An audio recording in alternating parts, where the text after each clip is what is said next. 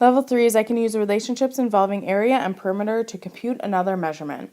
So basically we're going to either be given like a lot of circles that are in other circles, or we're going to be given composite figures where we might have like a rectangle, a half a circle, maybe a triangle added onto it, like you see in the second problem.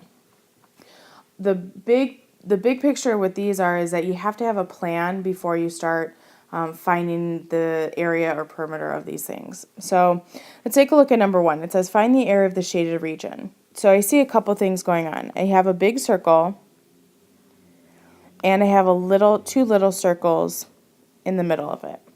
So if I want to find the area of the shaded region, I'm going to take the area of the large circle and subtract the area of the circle with the radius of 3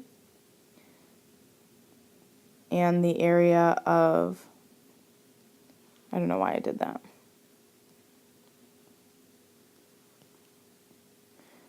The area with the radius of 2. So you can either subtract both of those circles from the big one, or you can add them together and subtract them as just one step. So now that we have a plan, let's just go ahead and attack it.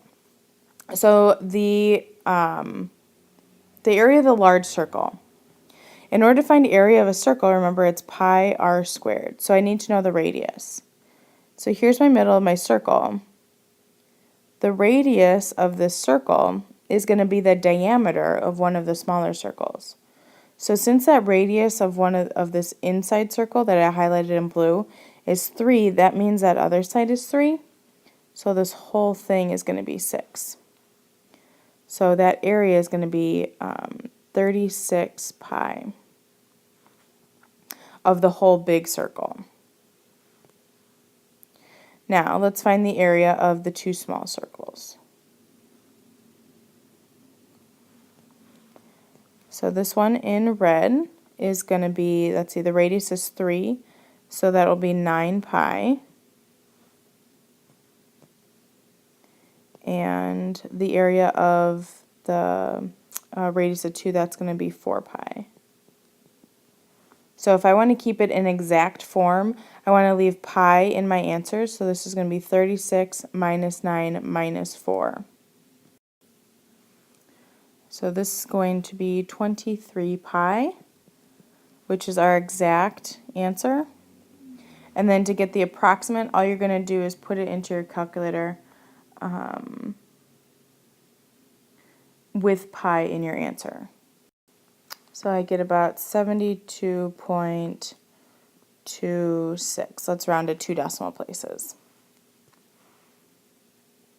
Okay, let's take a look at B. So no circles within circles. We just have a big old shape here.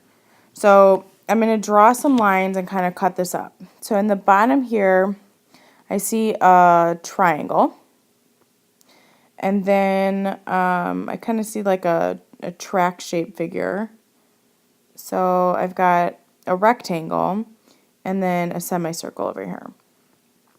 So to find the area of these things, what we're going to do is we're going to find the area of this triangle down here.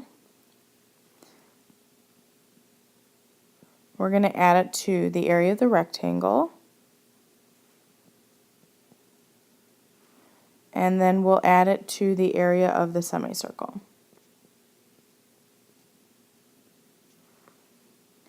Okay, so let's start with that triangle. Remember, area of the triangle is 1/2 the base times the height.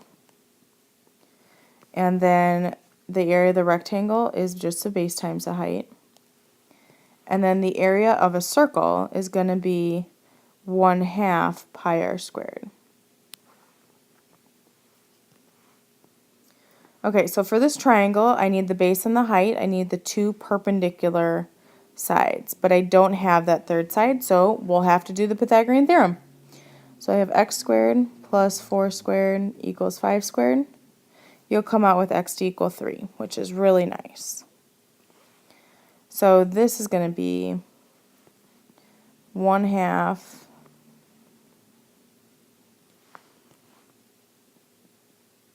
3 times 4